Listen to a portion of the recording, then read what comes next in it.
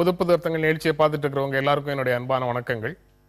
இன்றைய நிகழ்ச்சியில் பங்கேற்பதற்காக அனைத்து இந்திய அண்ணா திராவிட முன்னேற்ற கழகத்தின் ஆவடி குமார் அவர்களும் விடுதலை சிறுத்தைகள் கட்சியின் முன்னாள் சட்டமன்ற உறுப்பினர் ரவிக்குமார் அவர்களும் நம்ம அரங்கத்துக்கு வந்திருக்கிறாங்க. வணக்கம். சோனியா காந்தி, ராகுல் காந்தி, கருணாநிதி, ஸ்டாலின் ஒரே மேடையில் பிரச்சாரம் அப்படின்னு காங்கிரஸ் கட்சியிலேருந்து சொல்றாங்க.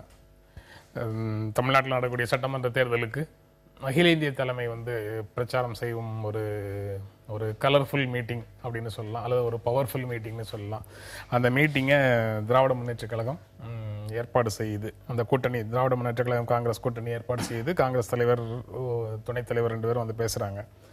அந்த மாதிரி ஒரு அகில இந்திய தலைமை இங்கு பிரச்சாரம் செய்வதன் மூலமாக கிடைக்கக்கூடிய அட்வான்டேஜ் அந்த சாதகமான பலன்கள் உங்க 2 பேருக்கும் இல்லை என்று பார்க்கலாமா? இல்லை, அது அட்வான்டேஜ்னு நீங்கள் எப்படி சொல்கிறீங்கன்னு எனக்கு தெரியல. ஒரு மாநில அரசாங்கம் சட்டமன்றத்திற்கான தேர்தல், இது மாநிலம் சார்ந்த அந்த மாநிலத்துக்கு மட்டுமான ஜீவாதார பிரச்சனைகளையும் மாநில மக்களுடைய தேவைகளையும் மையமாக வைத்து தான் ஆட்சியை அமைக்கணும், ஆட்சி நடக்கணும். ஆக பொதுவாகவே தேசிய கட்சிகள் அவங்க பரந்த மனப்பான்மை, தேசிய மனப்பான்மைன்னு சொல்லி மாநில உணர்வுகளுக்கு மாறான, இன்னும் சொல்ல போனால் எதிரான நிலைப்பாடுகளை தொடர்ந்து எடுத்து வந்திருக்காங்க. இன்றைக்கி ஒரு இந்தியா ஒரே நாடு, ஒரே கொள்கை, ஒரே தேசியம் எல்லாம் சொல்லுவாங்க. ஆனால் இங்கே இருக்கிற மக்களுக்கு குடிக்கிறதுக்கு தண்ணி இல்லைன்னா கூட தரமாட்டாங்க. இதுதான் தேசியம்ன்ற பேரில் அவங்க செஞ்ச அரசியலாக இது வரைக்கும் இருந்துட்டு இருக்கு. இன்னைக்கு காவிரி பிரச்சனையிலிருந்து, முல்லை பெரியாறிலிருந்து, ஈழத்தமிழர் பிரச்சனையிலிருந்து, இன்றைய நாள்தோறும் நடந்து கொண்டிருக்கிற மீனவர் பிரச்சனை வரைக்கும் இந்த தேசிய கட்சிகள் அல்லது தேசிய தலைவர்கள் தமிழ்நாட்டுக்கு எதிரான துரோகம் செய்கின்ற மனநிலையில் தான் இருந்திருக்கிறாங்க. ஆக அப்படிப்பட்டவர்கள் இங்கே பிரச்சாரம் செய்து இங்கே இருக்கிற மக்கள் அவங்கள ஏற்றுப்பாங்கன்னு சொல்றதே ஒரு சரியான, அவங்களுக்கு திட்டமிடல் இல்லாமல் வேற வழியே இல்லாமல் யாரோ சொல்லி நமக்கு ஓட்டு வாங்கி தருவாங்கன்னு ஒரு எதிர்பார்ப்புல ஏதோ ஒரு கட்சி செய்யுதுன்னு தான் நான் நினைக்கிறேன். ரவிக்குமார், நீங்க எப்படி பார்க்குறீங்க? இப்போ காங்கிரஸ் மீதான ஒரு அதிருப்திங்கிறது தமிழ்நாட்டில் ரொம்ப வலுவாக இருந்தது. 2014 பாராளுமன்ற தேர்தலில் திமுக காங்கிரஸ் கூட்டணி இல்லாவிட்டாலும் கூட 2 கூட்டங்களில் திமுக தலைவர் கலைஞர் அவர்கள், நாங்கள் வெற்றி பெற்றால் காங்கிரஸ் ஆட்சி அமைக்க உதவுவோம், ஆதரவளிப்போம் என்ற ஒரு கருத்தை வெளியிட்டார். திமுக பாராளுமன்ற தேர்தலில் மிகப்பெரிய பின்னடைவை சந்தித்ததற்கு அந்த அறிவிப்பு தான் காரணம் என்று திமுகவினரே கருதுகிற ஒரு நிலை இருந்தது. ஏன்னா நாங்களும் அந்த கூட்டணியில் இருந்தோம். அந்த அளவுக்கு காங்கிரஸ் ஆட்சி மீது நாடு முழுக்க ஒரு மிகப்பெரிய ஒரு எதிர்ப்பு, அதிருப்தியும் இருந்தது. அதுதான் இந்த அளவுக்கு பாஜக இவ்வளவு பெரிய வெற்றி, அவர்களே எதிர்பாராத அளவுக்கான வெற்றியை ஈட்டுவதற்கு காங்கிரஸுடைய ஆட்சி தான் அலங்கோலமான ஆட்சின்னு சொல்லணும். அந்த UPA 2ங்கிறது ரொம்ப மோசமான மக்கள் விரோத கொள்கைகளை செயல்படுத்திய ஒரு ஆட்சி. அந்த நினைவுகள் கொஞ்சம் கொஞ்சம் மங்கிக்கிட்டு இருந்தது. இப்போ இல்ல, ஐக்கிய முற்போக்கு கூட்டணி 2வது ஆட்சி அப்படின்னு நீங்க சொன்னீங்கன்னா அதுல திராவிட முன்னேற்ற கழகமும் 4 ஆண்டுகள் எல்லாம் இருந்தாங்க. கடைசியில அதனுடைய பலனை தான் அவங்க 2014 அனுபவிச்சாங்க. அவங்க வெளியேறிட்டாலும் கூட கடைசி சமயத்துல அதனுடைய அந்த தாக்குதலிருந்து அவங்களும் விடுபட முடியல.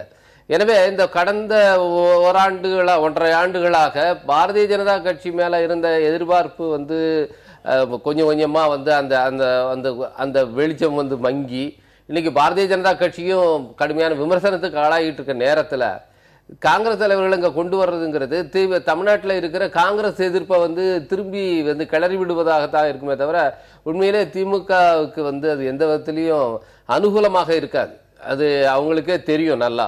அவங்களுக்கு அந்த மெமரிஸ்ன்னு சொல்லாங்க பாருங்க, அந்த இங்க இருக்கிற அந்த நினைவுகள், காங்கிரஸ் எதிர்ப்பு நினைவுகளை அது கிளறி விட்டு மீண்டும் அந்த கூட்டணிக்கு எதிரான ஒரு மனநிலையை மக்கள் மத்தியில் உண்டு பண்றதுக்கு தான் அந்த தலைவர்களுடைய வருகை பயன்படுமே தவிர வேற எதற்கும் பயன்படாது. இந்த 1.5 ஆண்டுகளிலேயே கூட பாரதிய ஜனதா கட்சியுடைய அந்த நிர்வாக குளறுபடிகள், அது அவங்களுடைய தவறான பொருளாதார கொள்கைகள், இன்னும் சொல்ல போனா தமிழ்நாட்டுக்கு எதிரான அவங்களுடைய நடவடிக்கைகள் இன்னைக்கு தொடர்ச்சியாக பாரதிய ஜனதா கட்சி ஆட்சிக்கு வந்ததுக்கு பிறகு குறிப்பாக தமிழ்நாட்டுக்கு அளிக்கப்படுகிற நிதி ஒதுக்கீடுங்கிறது கடுமையாக குறைக்கப்பட்டிருக்கிறது. இங்க வந்து அதுவும் காங்கிரஸ் ஆட்சி காலத்திலேயே பின்தங்கிய மாவட்டங்கள் ஒரு சிறப்பு நிதின்னு ஒண்ணு வச்சிருந்தாங்க. அது வந்தது இவங்க ரத்து பண்ணிட்டாங்க. ஆனா காங்கிரஸ் அதுக்கு ஒன்றும் பெரிய எதிர்ப்பே தெரிவிக்கல. இங்க இருக்கிற காங்கிரஸ்காரர்களும் செய்யல, அங்க தேசிய தலைமையும் செய்யல. இது மாதிரி பாரதிய ஜனதா கட்சியுடைய தவறான அணுகுமுறைகளை, தவறான பொருளாதார கொள்கை கூட கடுமையாக இன்னைக்கு எதிர்த்து ஒரு போராடுகிற நிலையில அதனுடைய முன்னணியில கூட காங்கிரஸ் இல்லை. இப்படியான நிலையில அவங்களை கூண்டாந்து இங்க வந்து கூட்டம் நடத்துறதன் மூலம், பெரிய வந்து தேர்தல் பிரச்சாரத்தில் ஈடுபடுத்துறதன் மூலம் நிச்சயமாக அந்த அணிக்கு வந்து எந்த வாக்குகளும் வரப்போறது. இன்னும் சொல்ல போனா அது ஏற்கனவே இருந்த காங்கிரஸ் எதிர்ப்பை வந்து அது கிளறி விடுறதுக்கு தான் அது உதவும். அதான் காங்கிரஸ் தலைவர்கள் இங்க வந்து பேசுவதன் மூலமாக திராவிட முன்னேற்ற கழக கூட்டணிக்கு எந்த பலனும் இல்லை அப்படிங்கிற கருத்தை நீங்க 2 பேரும் சொல்றீங்க. அப்படி ஒரு நிலைமை உண்மையாக இருந்தால் அந்த மாதிரி ஒரு கூட்டத்துக்கான ஏற்பாட்டை திராவிட முன்னேற்ற கழகம் ஏன் செய்கிறது, அல்லது அப்படி ஒரு கூட்டத்துக்கு ஏன் ஒப்புதல் அளிக்குது அப்படிங்கிறது மிகப்பெரிய கேள்வி. இல்ல இதுதான் திராவிட முன்னேற்ற கழகத்தின் இன்றைய பலகீனத்தினுடைய வெளிப்பாடு. இன்றைக்கு திராவிட முன்னேற்ற கழகம் தமிழகத்து மக்களால் மட்டும் இல்ல, தமிழகத்தில் இருக்கின்ற அரசியல் கட்சிகளால் புறக்கணிக்கப்பட்ட நிலையில் இருக்கு. அப்போ இவங்க வந்து இன்னைக்கு அவங்கள நம்பி வந்திருக்கின்ற ஒரே கட்சி காங்கிரஸ். அந்த காங்கிரஸ் கட்சியினுடைய அகில இந்திய தலைவர்களை கொண்டு வந்து இந்த மக்களுக்கு ஒரு பிரமிப்பை உருவாக்க வேண்டும், அல்லது இந்த மற்ற கட்சிகளுக்கு ஒரு புதிய தலைமை கொண்டு வந்த மாதிரி ஒரு தேசிய தலைமை எங்ககிட்ட இருக்குன்னு சொல்லி இன்னைக்கு காங்கிரஸ் இந்தியா முழுக்க புறக்கணிக்கப்பட்டு மக்களால் நிராகரிக்கப்பட்ட நிலையில் தமிழ்நாட்டில் ஏதோ பெரிய காங்கிரஸுக்கு ஒரு செல்வாக்கு இருப்பதை போன்ற ஒரு தோற்றத்தை, மாயையை உருவாக்க திமுக முயற்சி பண்ணுது. திமுகவை பொறுத்த வரைக்கும் அவர்களுடைய பிரச்சார பலம் மழுங்கி விட்டதால் இன்றைக்கு இது போன்ற ஒரு மாய பிம்பங்களை உருவாக்கி அவர்களுடைய தோற்றத்தை வெளிப்படுத்த விரும்புகிறார்கள், முயற்சிக்கிறார்கள். மக்களால் மட்டுமல்ல, அரசியல் கட்சிகளாலும் புறக்கணிக்கப்படுது திமுக. அதுதான் பண நடுவியெல்லாம் எங்க போய் விழுந்ததுன்றதெல்லாம் தெரியும். அவங்க வந்து ஒவ்வொரு கட்சிக்காக அப்படி நீங்க சொல்வதன் மூலமாக மக்களால் புறக்கணிக்கப்படுறாங்களோ, ஆதரவு கொடுக்கப்படுறாங்களோ இல்லையோ வேற விஷயம். ஆனா அரசியல் கட்சிகளால் மக்கள் நல கூட்டணி வரவேற்கப்படுகிறதுன்னு பொருளா? இல்ல, நான் சொல்ல வந்தது திமுக ஒரு அளவுகோல் சொல்றீங்கல்ல, அந்த அளவுகோல அப்படியே இவர்களுக்கு பொருத்தி பார்த்தா அரசியல் கட்சிகள் இவர்களை புறக்கணிக்கவில்லைன்னு பொருளாகுது. இல்ல, அதாவது திமுக ஒரு சில கட்சிகளை எதிர்பார்த்து ஏங்கி இருந்தது, வடிமேல் விடி வைத்து காத்திருந்தது. ஆனால் அவர்கள் நிராகரித்திருக்கிறார்கள். மக்கள் நல கூட்டணியை தேடி போனாங்களா இல்ல இவங்க கூப்பிட்டு வந்தாங்களான்றது பிரச்சனை இல்லை. ஆனா திமுக ஒரு தமிழ்நாட்டில் அனைத்து இந்திய அண்ணா திராவிட முன்னேற்ற கழகத்துக்கு மாற்று நாங்கள் மட்டும்தான் சொல்ற கட்சி. இன்றைக்கு மற்ற கட்சிகள் ஒரு மாற்றை உருவாக்க முயற்சிக்கின்ற பொழுது அந்த கட்சியை நம்பி போகின்ற சிறிய கட்சிகள் கூட இவர்களை ஏறிட்டும் பார்க்கவில்லை என்பதுதான் இன்றைக்கு அரசியல் கள நிலவரமாக இருக்கிறது. அது மட்டும் இல்ல, காங்கிரஸ் பொறுத்தளவில் திமுகவோட காங்கிரஸ் கூட்டணி வைப்பதில் திரு ராகுல் காந்தி அவர்களுக்கு விருப்பம் இல்லை அப்படின்னு தொடர்ந்து செய்திகள் கடந்த சில ஆண்டுகளாக வந்துட்டே இருந்தது. அது மட்டும் இல்லாமல் அவர் தனியாக நிற்க சொல்றாரு அப்படிலாம் வந்து செய்திகள் வந்தது. இப்போ அவசரமான ஒரு முடிவில் தான் வந்து காங்கிரஸ் திமுக கூட்டணி ஏற்படுத்தப்பட்டிருக்கு இப்போ திரும்ப. அது மட்டும் இல்லாமல் இடையில திரு ராகுல் காந்தி அவர்கள் தமிழகம் வந்த எந்த ஒரு சமயத்திலையும் திரு திமுக தலைவர் அவர்களை ஒரு மரியாதை நிமித்தமாக கூட சந்திச்சு பேசுறதில்லை. அவர் கூட்டணி இருந்த சமயத்திலும் சரி, கூட்டணி இல்லாத நேரத்திலும் சரி, அவர் ஒரு மரியாதை நிமித்தமாக கூட அவங்களை வந்து சந்திச்சதோ ஒரு பேசுறதாகவோ இல்லை. அவருக்கு பொறுப்பான கிளைகள் அப்படின்னு சொன்னா இளைஞர் காங்கிரஸும் மாணவர் காங்கிரஸும். கட்சி தலைமை வந்து சோனியா காந்தி கையில இருக்கு. சோனியா காந்தி சென்னை வந்தா கலைஞரை சந்திக்கிறாங்க.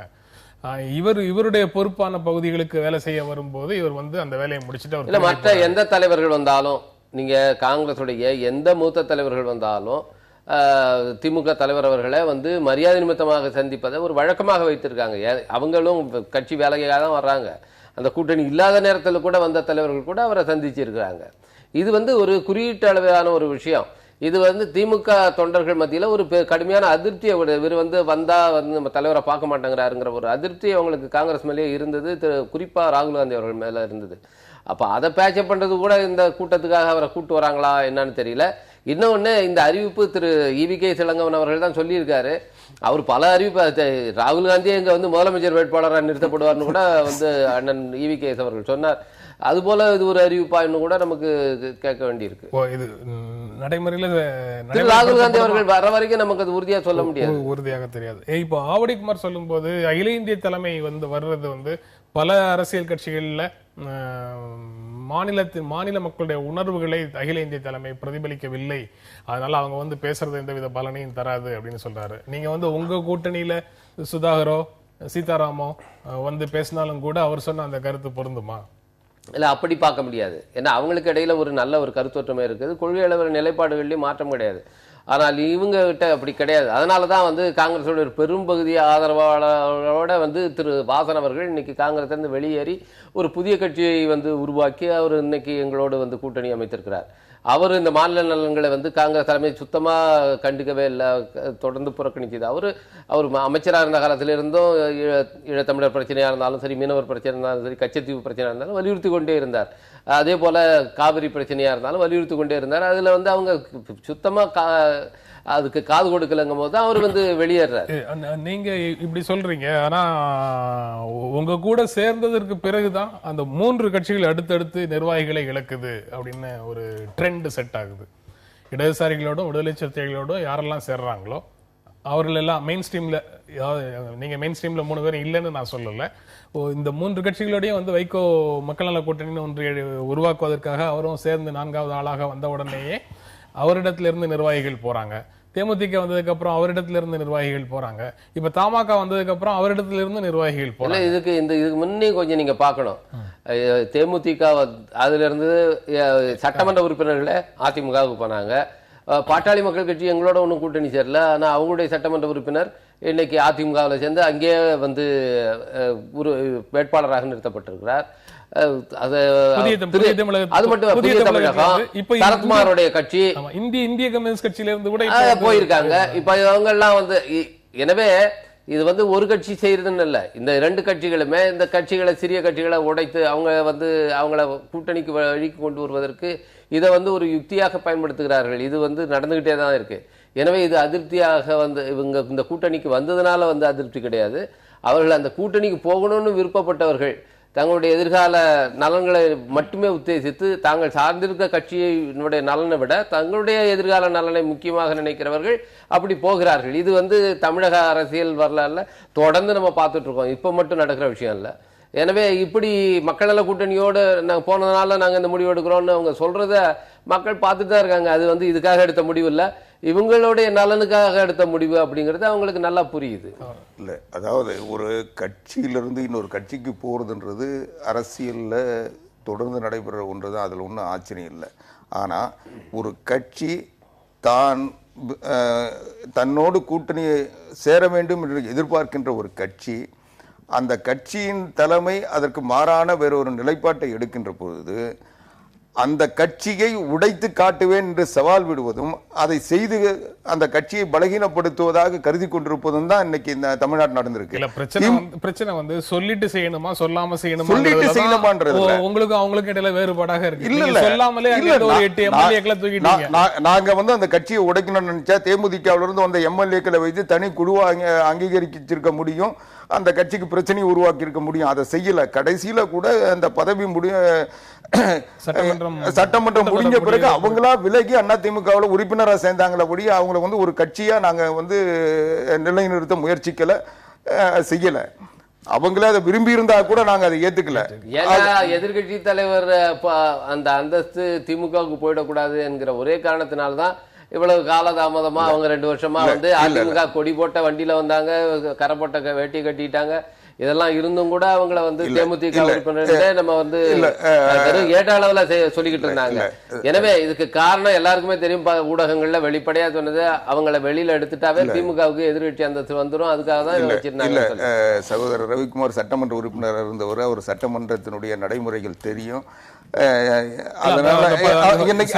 சட்டமன்ற அவர் பேசுறதுல அவர் சொன்னது, அவங்க வந்து அவங்க கட்சிக்கு விரோதமா இருந்தா நடவடிக்கை எடுத்திருக்க வேண்டியது அவங்களுடைய கட்சி தலைமை தான்.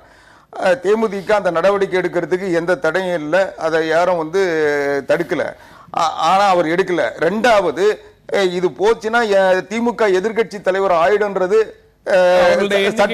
எண்ணிக்கை அடிப்படையில் அதுக்கான தகுதி அவங்களுக்கு பெற இல்லை. அதனால அந்த நிலையை அவங்க வர முடியாது. ஆக எதிர்கட்சி குழுக்களில் தான் இருந்திருக்க முடியுமே ஒழிய எதிர்கட்சி தலைவரா திமுக வர்றதுக்கு வாய்ப்பே இல்லை.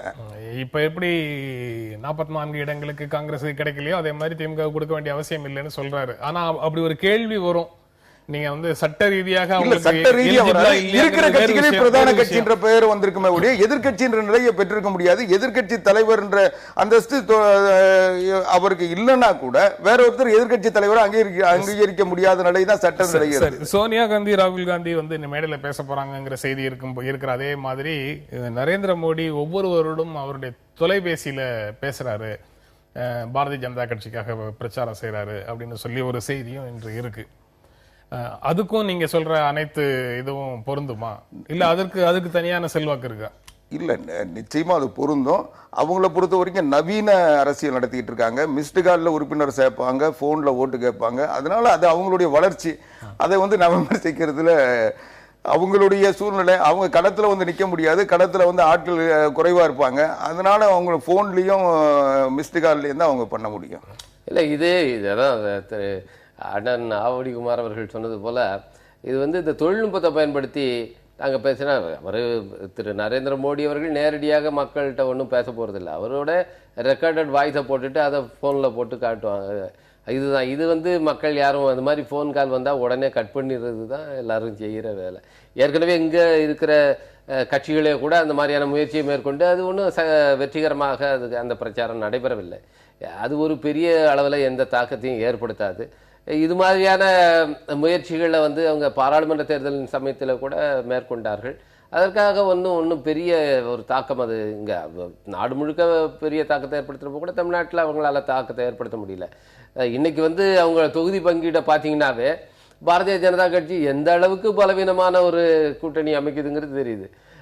அவங்க கொடுக்குற எண்ணிக்கை, அந்த இடங்களுடைய எண்ணிக்கை, தங்களுடைய வந்திருக்கிற கட்சிகளுக்கு பகிர்ந்தளிக்கிற எண்ணிக்கை பார்த்தீங்கன்னாவே பாரதிய ஜனதா கட்சி கூட்டணி எந்த அளவுக்கு வலுவாக இருக்குன்னு தெரியும். அதை திரு நரேந்திர மோடி அவர்கள் இப்போ உண்மையாகவே ஒவ்வொருத்தவங்களுக்கும் ஃபோன் கால் பண்ணால் கூட அதை வந்து பலமாக ஆக்க முடியாது. சபரிமலை ஐயப்பன் கோயிலில் வயது வந்த பெண்களுக்கு உள்ளே போவதற்கு தடை விதிக்கப்பட்டிருக்கிறது. அதை எதிர்த்து தொடுக்கப்பட்ட பொதுநல வழக்கில் அரசமைப்பு சட்டத்தை விட பாரம்பரியம் உயர்ந்ததா அப்படிங்கிற கேள்வியை உச்சநீதிமன்றம் கேட்குது. சபரிமலை ஐயப்பன் கோயிலில் பல நூற்றாண்டுகளாகவே பெண்களுக்கு தடை விதிக்கப்பட்டிருக்குது. அதனால அதை மனசுல வச்சுட்டு இந்த வழக்கு மீது உச்சநீதிமன்றம் முடிவெடுக்கணும்னு சொல்லி சபரிமலை சார்பாக, கோயில் சார்பாக பேசிய வழக்கறிஞர்கள் சொல்றாங்க. ஆனா இது வந்து தீர்ப்பல்ல, பாரம்பரியத்தை விட அரசமைப்பு சட்டம் உயர்ந்ததுன்னு தீர்ப்பு சொல்லலை. ஆனால் பாரம்பரியம் உயர்ந்ததா அப்படின்னு ஒரு கேள்வியை முன்வைக்கிறாங்க. 6 வாரங்களுக்குள்ள நிர்வாகத்திலேருந்து பதில் சொல்லணும் அப்படின்னு சொல்றாங்க. இதை நீங்க எப்படி பார்க்குறீங்க? அரசமைப்பு சட்டமும் பாரம்பரியமும் ஒன்றுக்கொன்று விரோதமானதா அப்படிங்கிற கேள்வி அதை பார்க்கும்போது வருது. இல்லை, உச்சநீதிமன்றம் எழுப்பியிருக்கிற கேள்வி மிக முக்கியமானது. இந்த கேள்வியின் பின்னணியில் ஏற்கனவே தமிழ்நாடு சார்ந்த 2 வழக்குகளில் உச்சநீதிமன்றம் குறிப்பான தீர்ப்புகளை வழங்கியிருக்கு. ஒன்று, சிதம்பரம் நடராஜர் கோயிலில் வந்து அரசு கட்டுப்பாட்டிலிருந்து திரும்பவும் தீட்சிதர்கள் கையில் கொடுத்த வழக்கோட தீர்ப்பு. 2வது, அண்மையிலே கொடுக்கப்பட்ட அனைத்து சாதியினரும் அர்ச்சகராகலாம் என்கிற தமிழக அரசுடைய சட்டத்தை வந்து செயல்படுத்த முடியாமல் ஒரு உச்சநீதிமன்றம் வழங்கின தீர்ப்பு. இந்த 2 தீர்ப்புலையும் பார்த்தீங்கன்னா அரசியலமைப்பு சட்ட விதிகளுக்கு மாறாக பாரம்பரியம், நடைமுறை, இந்த பழக்க வழக்கம் இதுக்கு வந்து முக்கியத்துவம் கொடுத்து தான் வந்து அந்த தீர்ப்புகளை வழங்கி. அரசமைப்பு சட்டத்திற்கு மாறாகன்னு சொல்ல முடியுமாங்கிறது எனக்கு தெரியல. அரசமைப்பு சட்டத்திற்குள்ளேயே சில பிரிவுகள்ல பாரம்பரியத்திற்கு முக்கியத்துவம் கொடுத்து அதை அப்படியே நீங்க இல்ல அப்படி சொல்லப்பட்டுதான் இருக்கு. ஆனா அதே அரசியலமைப்பு சட்டம் என்ன சொல்லுதுன்னா, சமத்துவத்துக்கும் சமூக நீதிக்கும், ஈக்குவாலிட்டிங்கிறது தான் அடிப்படையான விஷயம் ஜனநாயகத்துல. அந்த சமத்துவத்துக்காக அரசு நிறைவேற்றுகிற சட்டங்கள், அதற்கு பின்னாலும் கூட சட்டங்கள் வந்ததுன்னா அதற்கு எதிராக அல்லது அதற்கு தடையாக பாரம்பரியமோ பழக்க வழக்கமோ இருந்தால் சமத்துவத்துக்கான சட்டம் தான் செல்லுபடியாவது தவிர பாரம்பரியம் செல்லுபடி ஆகாது என்பதையும் அரசியலமைப்பு சட்டம் சொல்லியிருக்கு. ஆனா அந்த 2 வழக்குலையும் அதை வந்து வியாக்கியானப்படுத்தி இன்டர்பிரேட் பண்ணும்போது உச்சநீதிமன்றம் என்ன செஞ்சதுன்னா, பாரம்பரியம் வந்து பழக்க வழக்கம் என்பதற்கு ஆதரவான முறையில் அந்த தீர்ப்புகளை வந்து வியாக்கியானப்படுத்தி இந்த தீர்ப்புகள் வழங்கப்பட்டன. அதுல குறிப்பாக அனைத்து சாதியினர் அர்ச்சகராக அந்த தமிழக அரசுடைய சட்டத்துக்கு அதை செயல்படுத்த முடியாம, அதை செயல்படுத்தலாமா வேணாமா எதுவுமே இல்லாத வந்து அதுக்கு அப்பீலே போறதா வேணாமாங்கிற ஒரு குழப்பத்தை உண்டு பண்ற அளவுக்கு அந்த தீர்ப்பு இருந்தது. நீங்க ஒவ்வொரு கேஸுக்கும் தனித்தனியா போகணும்னு சொன்னாங்க. அதே மாதிரி நடராஜா கோயில் வழக்குலையும் பாத்தீங்கன்னா இன்னைக்கு தமிழக அரசு வந்து மேல்முறையீட்டுக்கு போயிருந்ததுன்னா அது இன்னைக்கு நிச்சயமாக வந்து அது கேள்விக்குட்படுத்தப்பட்டிருக்கும்.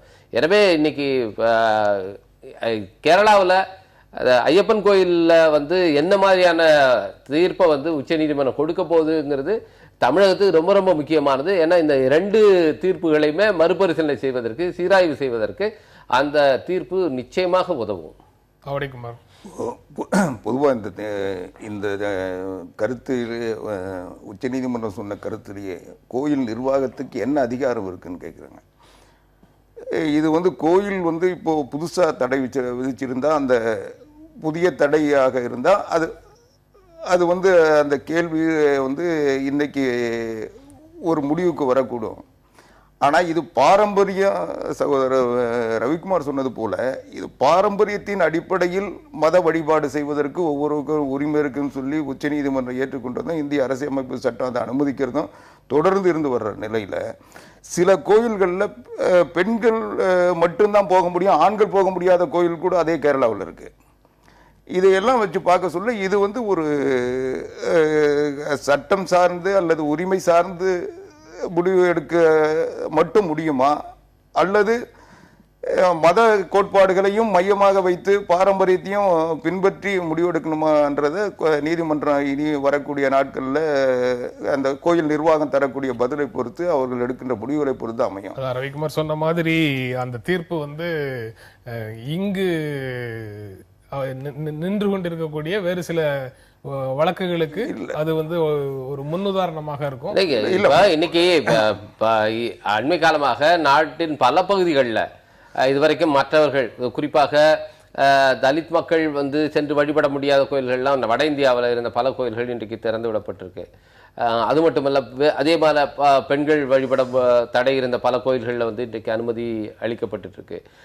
அது வந்து தானாகவே நடந்துட்டு இருக்கு. இதுக்கு சட்ட தலையீடு, நீதிமன்ற தலையீடு இல்லாமலேயே பல மாநிலங்களில் இது நடந்துகிட்டு இருக்கு. அப்போ இதுவும் சபரிமலையிலையும் இதே மாதிரியான ஒரு கோரிக்கை இருக்கு. இதை மாதிரி அனுமதிக்கிறதுனால அந்த ஒன்றும் பெரிய இது வந்துட போறதில்லை. அது மட்டும் இல்லாமல் அவங்க இன்னொன்று கேட்டிருக்காங்க, பெண்களை வழிபடக்கூடிய இந்த நாட்டில் பெண்களை வந்து முக்கிய தெய்வமாக கருதக்கூடிய இந்த நாட்டில் பெண்களை வந்து கோயிலுக்குள்ளாரே அனுமதிக்க மாட்டேன்னு சொல்றது எந்த விதத்தில் நியாயம்னு கேட்டிருக்காங்க. இல்லை, இதுல வந்து இந்த கருத்துல இப்போ சகோதரர் சொல்றது போல இதை வந்து ஜாதி அடிப்படையில் இருக்கின்ற பாகுபாடுகள், தீண்டாமை பாகுபாடு காரணமாக தடுப்பது என்பது வேறு. அது தீண்டாமை அடிப்படையில் தடுக்கிறதும் கிட்டத்தட்ட இது பாலின அடிப்படையில் இது தடுக்கல. அதுதான் இங்க வர்றது. அந்த பாரம்பரிய அடிப்படையில் அவங்க வந்து அந்த பாரம்பரியத்துக்கு பின்னால நீங்க சொல்லக்கூடிய விளக்கங்கள் கடைசியில பாலின ரீதியான வேறுபாட்டுல தான் வந்து நிக்குது. பாலின ரீதியான நான் அதுதான் சொல்ல வரேன். அவங்க வந்து அது ஒரு பிரம்மச்சரியத்தை கடைபிடிக்கின்ற கோயில், அதனால சில பிரம்மச்சரிய கோட்பாடுகளுக்கு உட்பட்டு அந்த விரிவாக பேசுறதுக்கு நேரம் இல்ல. ஒரு இடைவெளிக்கு அப்புறம் நம்ம தொடர்ந்து பேசலாம். கும்மிடிப்பூண்டியில நேற்று தேமுதிக தலைவர் விஜயகாந்த் பேசும்போது, நடைபெற இருப்பது தேர்தல் அல்ல, தர்மத்துக்கும் அதர்மத்துக்கும் இடையில நடக்கக்கூடிய யுத்தம் அப்படின்னு பேசுறாரு. தமிழ்நாடு முதலமைச்சர் ஜெயலலிதா பேசும்போது அவங்களும் நேற்று விருத்தாசலத்தில் கூட்டம் போட்டு பேசுறாங்க. தமிழகம் வளர்ச்சி பாதையில் செல்ல நல்லாட்சி தொடர வேண்டும் அப்படின்னு சொல்லி அவங்க பேசுறாங்க. விஜயகாந்த் வந்து இதை தேர்தலே இல்லை, இது தர்மத்துக்கும் அதர்மத்துக்கும் நடக்கக்கூடிய யுத்தம் அப்படின்னு சொல்வதற்கு என்ன அடிப்படை? நமக்கு வந்து அவர் பெரிய தத்துவங்கள்லாம் பேசுறாரோன்னு தோணுது. அரசியல்ங்கிறது வன்முறையற்ற போர், போர் என்பது வன்முறையுடன் கூடிய அரசியல் அப்படிங்கிற கோட்பாடுகளை எல்லாம் ரொம்ப எளிமையாக அவர் இங்கே பேசுறாரா அப்படின்னு தோணுது. இல்லை, இது மக்களுக்கு எளிமையாக போய் சேரக்கூடிய ஒரு கருத்து. இது இதில் தர்மத்துக்கும் அதர்மத்துக்குமான யுத்தம்னும் போது இன்னைக்கு பாருங்க, தமிழக அரசியலில் முதன்மையான பிரச்சனைகளாக மாறி இருக்கிறது. ஊழல் என்பது ஒரு முதன்மையான பிரச்சனை, மது என்பது ஒரு முதன்மையான பிரச்சனையாக மாறி இருக்கு.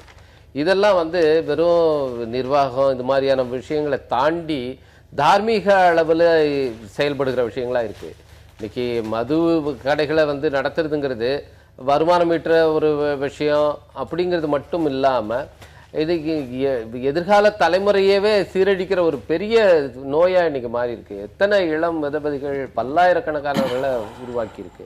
அப்போ மது பிரச்சனைங்கிறது வந்து வெறும் நிர்வாக பிரச்சனை மட்டுமல்ல, அதை தாண்டி ஒரு தார்மீக பிரச்சனையாக இந்த தமிழ் மக்களுடைய எதிர்காலத்தை, தமிழ் சமூகத்துடைய எதிர்காலம் சம்பந்தப்பட்ட பிரச்சனையாக மாறி இருக்கு.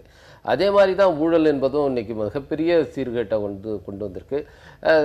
தமிழ்நாட்டுடைய இயற்கை வளங்களெல்லாம் வந்து சுரண்டப்பட்டு சூறையாடப்பட்டு இன்னைக்கு தமிழ்நாடு ஆட்சியாளர்களுக்கு அப்பால் தாண்டி அடுத்த தலைமுறைக்கு எந்த தமிழ்நாட்டை விட்டுட்டு போகிறோம் அப்படிங்கிற ஒரு பெரிய தார்மீக அடிப்படையிலான கேள்வி இன்னைக்கு வந்திருக்கு. எனவே இந்த இரண்டு பிரச்சனைகளையும் நாங்கள் முதன்மையாக வைத்து இந்த தேர்தலை சந்திக்கிற நேரத்தில் பெரும்பகுதி மக்களும் அந்த பிரச்சனைகளை முதன்மையான பிரச்சனையாக கருதுகிற இந்த நேரத்தில் இந்த தேர்தலையே ஒரு தர்மத்துக்கும் அதர்மத்துக்குமான யுத்தம் என்று சொல்வதில் ஒன்றும் தவறில்லை. அது ஒரு எளிமையாக மக்களுக்கு சென்று சேரக்கூடிய விஷயத்துல இந்த பிரச்சனையை அவர் சொல்றாரு. மது சம்பந்தமான விஷயங்கள் வந்து கிட்டத்தட்ட எல்லா அரசியல் கட்சிகளும் ஒரே நிலைக்குள்ள வந்துட்டதாக தெரியுது. அதனால அந்த இதுல வந்து இனிமேல் உங்களிடத்துல உங்களுடைய பிரச்சாரத்துல அந்த அந்த அந்த கோரிக்கைக்கு வலிமை இருக்குமா அப்படிங்கறது ஒரு கேள்வி. இல்ல, அந்த பிரச்சாரத்துக்கு வலிமை இருக்கிறதால தானே இன்னைக்கு அவங்க எல்லாம் ஏற்றுக்கொண்டதற்கு பிறகு எல்லாரும் ஏற்றுக்கொண்டாலும் அவர்கள் என்ன செய்வார்கள் என்பதற்கு இருக்கு. இப்ப உதாரணத்துக்கு நேத்தே வந்து இவங்க அதிமுக பொதுச் செயலாளர் வந்து கேள்வி எழுப்புறாங்க திமுகவை பார்த்து, நீங்க வந்து இதை பேசுறதுக்கு உங்களுக்கு தார்மீக நியாயம் இருக்கா, நீங்க தானே இதை மது விலக்கை வந்து தளர்த்தி இங்க மதுக்கடைகளை கொண்டு வந்தீங்கன்னு அவங்கள கேட்குறாங்க. இவங்க வந்து அவங்கள பார்த்து கேட்குறாங்க, நீங்கள் 5 வருஷமா இருந்து இப்போ அண்மையில் கூட வந்து சட்டமன்றத்திலேயே நீங்கள் இதை மதுக்கடைகளை மூடுவது சாத்தியமே இல்லை அப்படின்னு சொல்லிவிட்டு படிப்படியாக கொண்டு வாங்கன்னு கூட பல பேர் உறுப்பினர்கள் கேட்டாங்க. அதெல்லாம் நாங்கள் முடியவே முடியாது, அது சாத்தியமே இல்லைன்னு சொல்லிட்டு இன்னைக்கு ஓட்டு வாங்குறதுக்காக படிப்படியாக கொண்டு வரேன்னு சொல்கிறீங்க, உங்களுக்கு அது வந்து சரியா அப்படின்னு அவங்க கேட்குறாங்க. எனவே இந்த பிரச்சனைங்கிறது இன்னைக்கு தேர்தல் களத்தில் முதன்மையான பிரச்சனையாக மாறி இருக்கு. அது வலுவிழந்து விடவில்லை, எல்லாரும் ஆதரிக்கிறாங்கிறதுல வலுவிழந்து, அது எல்லாரும் ஆதரிப்பதனால் அது ரொம்ப பெரிய வலுவான பிரச்சனையாக மாறி இருக்கு. எனவே இது வந்து இவங்க கொண்டு வந்தாங்களா அவங்க கொண்டு வந்தாங்களா இவங்க ஏன் கைவிடலை அப்படிங்கிறத தாண்டி இன்னைக்கு தமிழ்நாட்டுடைய எதிர்காலத்தை கருத்தில் கொள்ற யாருமே இந்த பிரச்சனையை வந்து தவிர்த்து விட்டு பேச முடியாது என்கிற ஒரு நிலை வந்திருக்கு. அதுதான் காரணம். அவங்க நேற்று வரைக்கும் சொல்லிட்டு இருந்தவங்க இது சாத்தியமே இல்லைன்னு சொல்லி கொண்டிருந்த அதிமுக வந்து இன்னைக்கு நாங்கள் படிப்படியாக கொண்டு வருவோம் அப்படின்னு சொல்றதுக்கு நிலைக்கு வந்திருக்காங்கன்னா அந்த அளவுக்கு இது பெரிய பிரச்சனையா மாறி இருக்கு. ஆவடிக்குமார், தர்மத்துக்கும் அதர்மத்துக்கும் இடையில நடக்கக்கூடிய யுத்தம், அதர்மத்தின் பக்கத்துல நிற்கக்கூடியவர் நீங்க, தர்மத்தின் பக்கம் நிற்கக்கூடியவர் விஜயகாந்த், எப்படி பாக்குறீங்க அவருடைய பேச்சு? இல்ல, அவருடைய பேச்சு வந்து பொருள் பொதிந்ததா இருக்குமான்றது வந்து அவருடைய நடத்தைகள். நேற்றைக்கே கூட பெரவலூர்ல பேச சொல்ல என்ன சொல்லியிருக்காரு, நான் விடைபெறுகிறேன்னு ஆரம்பத்திலே சொல்லிட்டு இருக்காரு. எல்லாரும் வந்தாரு விடைபெறுகிறேன்றாரு, அரசியலேருந்து விடைபெறுகிறாரா இல்லை கூட்டத்திலேருந்து விடைபெறுகிறாரான்னு சந்தேகப்பட்டு அதிர்ச்சி ஆயிட்டாங்க. அந்த மாதிரி எதையாவது ஒன்று சொல்லுவார். இப்போ சமீப காலமாக இன்னைக்கு தர்மம் அதர்மம்லாம் பேசுறதுக்கு முன்னால் இந்த தேமுதிக மக்கள் நல கூட்டணி அமைக்க சொல்லவே பார்த்தீங்கன்னா அவங்க அந்த அணிக்கு பேர் வைக்க சொல்ல பாண்டவர் அணின்னு வச்சாங்க. பாண்டவரில் அவரை தர்மர்னு சொன்னாங்க. அதனால ஒரு தர்மர் ஆயிட்டதுனால இப்போ தர்மத்தை பற்றி பேசுகிறாரான்னு ஒரு சந்தேகம் வருது. ரெண்டாவது, பொதுவாக தர்மர் வந்து அவர் தர்மர் நல்லவர் இல்லை தர்மவான்னு வந்து போற்றப்படுகிறாரே ஒழிய, ஆனால் அவருடைய தவறான நடத்தையால் தான் எல்லாருமே வந்து வனவாசம் போனாங்க. தர்மர் போய் சூதாட்டத்தில் போய் நாட்டை இழந்து மனைவியை கூட வச்சு சூதாடுகின்ற அளவுக்கு ஒரு சுயநலமா அல்லது ஒரு தவறான நடத்தையை கடைபிடிச்சதுனால தான் செஞ்சாரு. அதனால இவர் தர்மர்ன்றதுனால இப்போ இந்த மக்கள் நல கூட்டணியே வச்சுட்டு சூதாடிட்டு வரோன்ற அச்சம் இன்னைக்கு அவங்க கட்சியில் இருக்க தொண்டர்களுக்கே வந்திருக்கு. ஆக இன்றைக்கு அவர் தர்மன்றதை நிலைநிறுத்ததுக்காக இதெல்லாம் பேசிட்டு இருக்காரு. ரெண்டாவது, இன்னைக்கு தர்மத்துக்கும் அதர்மத்துக்கும் போட்டின்னு சொன்னா இன்றைக்கு 2 அணிகள் மட்டும் இருந்திருக்கணும். இன்னைக்கு 2 அணிகள் இல்ல. இவர் வந்து எந்த இடத்துல இருக்கிறாருன்றதை இன்னைக்கு வந்து மக்கள் நல கூட்டணி மற்ற கட்சிகள் 2 அணிகள் தான் இருக்கணும்னு அவசியம் இல்ல. அதர்மத்தின் பால் அதர்மத்தை ஆதரிக்கக்கூடிய அல்லது அதர்மத்தின் சைடுல நிறைய பேர் இருக்கல. தர்மத்தின் சைடுல அதுதான் தர்மத்துக்கு எதிராக அதர்மம் பல வடிவங்கள்ல இருக்கும். ஆனா தர்மம் ஒண்ணுதான் இருக்கும். தர்மம்ன்றது ஒண்ணுதான். அதர்மம் தான் பல வடிவங்கள்ல பல அணிகளாகவும் பல குழுக்களாகவும் இருக்கும், பல செயல்களாகவும் இருக்கும். அதனால எது தர்மம் எது அதர்மன்றது அதுல இருந்தே தெரியும். இன்னைக்கு தர்மத்தின் ஆட்சி நடக்கிறதுனாலதான் புரட்சி தலைவி அம்மா அவர்கள் முதலமைச்சராக இருக்கிறதுனாலதான் இன்றைக்கு அதர்மத்தை நிலைநிறுத்துவதற்காக இந்த அணிகள்லாம் வந்து தர்மத்தை எதிர்த்து களத்துல வந்திருக்கிறது தான் உண்மையான நிலைப்பாடு. ரெண்டாவது மதுவிலக்கை பத்தி பேசுனீங்க. தர்மத்தையே உங்க பக்கத்துக்கு ஹைஜாக் பண்ணிட்டு போயிட்டீங்க. ஹைஜாக் பண்ணல, தர்மம் அங்கதான் இருக்கு. தர்மம் இருக்கிறதுனாலதான் இது வரைக்கும் தமிழகத்து மக்கள் தொடர்ந்து ஆதரவு தந்திருக்காங்க. கடந்த நாடாளுமன்ற தேர்தலையும் அதை நிரூபிச்சிருக்காங்க. இதே இன்றைக்கு தர்மத்தை பேசுகின்ற விஜயகாந்தோ வைகோவோ கடந்த தேர்தலில் யார தர்மவானா நினைச்சாங்கன்றது தெரியும். இன்னைக்கு விஜயகாந்தே வந்து பிஜேபி தர்மத்தை இந்தியாவில் நிலைநிறுத்த வந்த கட்சின்னு சொல்லி சொன்னவங்க தான். அதனால அவங்களுடைய தர்மம் மாறிக்கிட்டே இருக்கு. எங்களுடைய தர்மம் ஒரு நிலையா புரட்சி தலைவி அம்மா அவர்களை மட்டும் நம்பி இருக்கு. ரவிக்குமார், இல்ல நீங்க இன்னைக்கு இருக்கிற ஸ்பெசிஃபிக்கான இஷ்யூ, நீங்க கடந்த தேர்தலில் ஒவ்வொருத்தவங்க என்ன நிலைப்பாட்டை எடுத்தாங்க அப்படிங்கிறத வச்சுட்டு நம்ம இன்றைக்கு சட்டமன்றத்துக்கான தேர்தல் களத்தில் நம்ம நிற்கிறோம். இந்த தேர்தல் களத்தில் எது வந்து முதன்மையான பிரச்சனையாக உருவெடுத்திருக்கிறது? அப்போது இன்னைக்கு பார்த்தீங்கன்னா தமிழ்நாட்டில் கடந்த 50 ஆண்டு கால வரலாற்றில் இல்லாத அளவுக்கு ஒரு மிகப்பெரிய ஒரு அணி வந்து உருவாகிருக்கு. திமுக அதிமுக அல்லாத ஒரு அணி இன்னைக்கு உருவாகியிருக்கு. இதுக்கு முன்பு எப்போதும் நடந்ததில்லை. அதுவும் திமுக ஆட்சியை பிடித்ததிலிருந்து அல்லது அதிமுக உருவாகி அவர்கள் ஆட்சிக்கு வந்ததிலிருந்து நீங்கள் பார்த்தீங்கன்னா இன்னைக்கு இருக்கிற தேர்தல் களத்திலேயே திமுகவில் இருக்கிற பெரிய கட்சிகள் எடுத்துங்க, அதிமுகவில் இருக்கிற கட்சிகளுடைய எண்ணிக்கை எடுத்துங்க, இன்னைக்கு தேமுதிக, மக்கள் நல கூட்டணி, தமிழ் மாநில காங்கிரஸ், இந்த அணியை எடுத்துங்க. இதை எடுத்து பார்க்கும்போது மிகப்பெரிய ஒரு அணி சேர்க்கை வந்து இன்னைக்கு உருவாகி இருக்கு. திமுக அதிமுக அல்லாத ஒரு அணி மக்கள் மத்தியில் நீங்கள் பல்வேறு கருத்து கணிப்புகள் வாக்கெடுப்புகள் நடத்தப்படுற அதுலேயும் பார்த்தீங்கன்னா இந்த ரெண்டு கட்சிகளும் அல்லாத ஒரு ஆட்சி வர வேண்டும் என்பதற்கான விருப்பத்தை தெரிவிக்கிற ஒரு எண்ணிக்கை கூடிக்கிட்டே வருது. எனவே மக்களே வந்து ஒரு நிலையை வந்து நோக்கி போய்கொண்டிருக்கிறார்கள் என்பது தெளிவாக தெரியுது.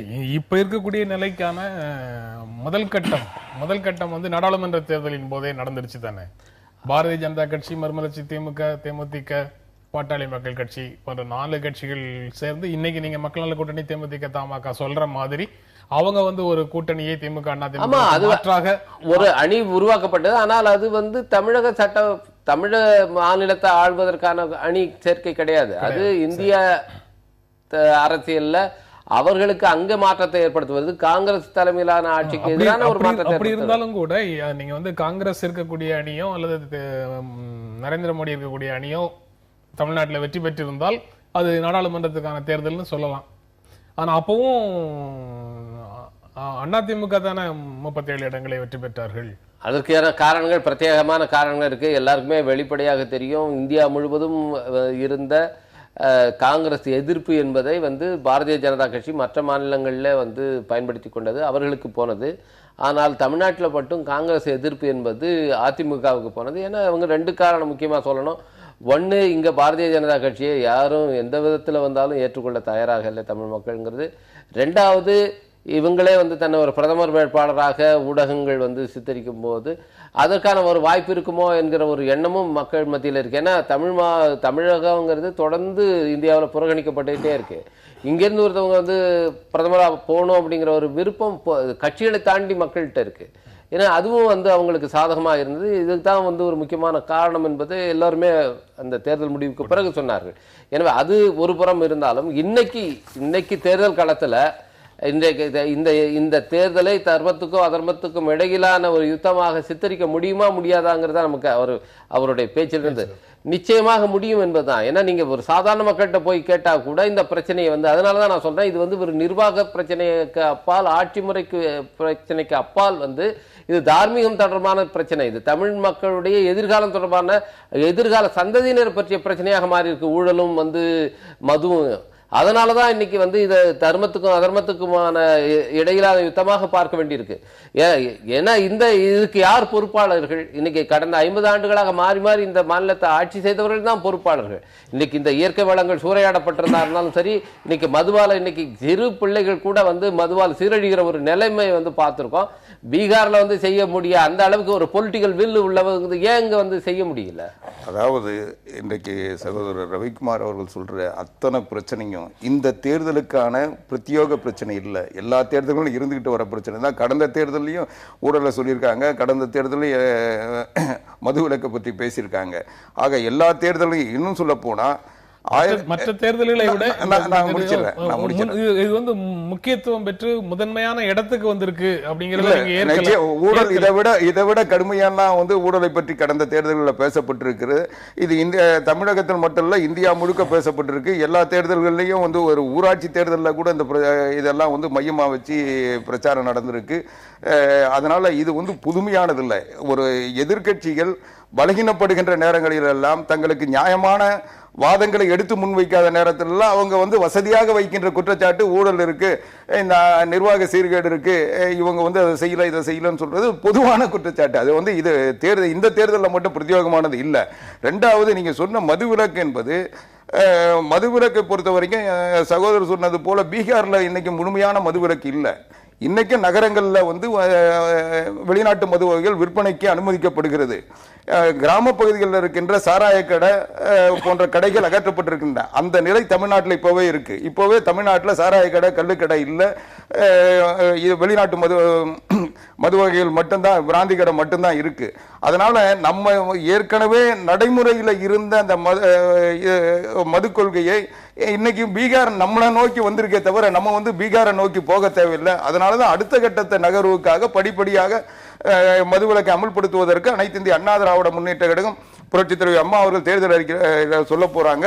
இதை அதுக்கு முன்னோட்டமா அறிவிச்சிருக்காங்க. ரெண்டாவது, நீங்க மதுவிலக்கு இன்றைக்கு மதுவிலக்கை ஒரே நாள்ல நிச்சயம் அமல்படுத்த முடியாது.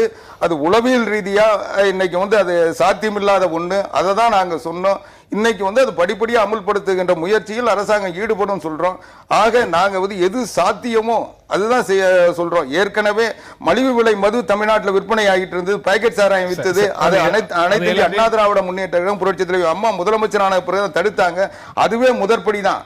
அப்படி அதுக்கு பிறகு சாராய கடை, கல்லு கடைகள் அகற்றப்பட்டிருக்கு. அதனால படிப்படியா வந்துகிட்டு இருக்கு. அதனுடைய நீட்சியாக நேரம் குறைக்கப்படும். அதுக்கு பிறகு எல்லாமே பூரண மது விலக்கை நோக்கி தமிழகத்தை கொண்டு வருவோம்னு சொன்னாங்க.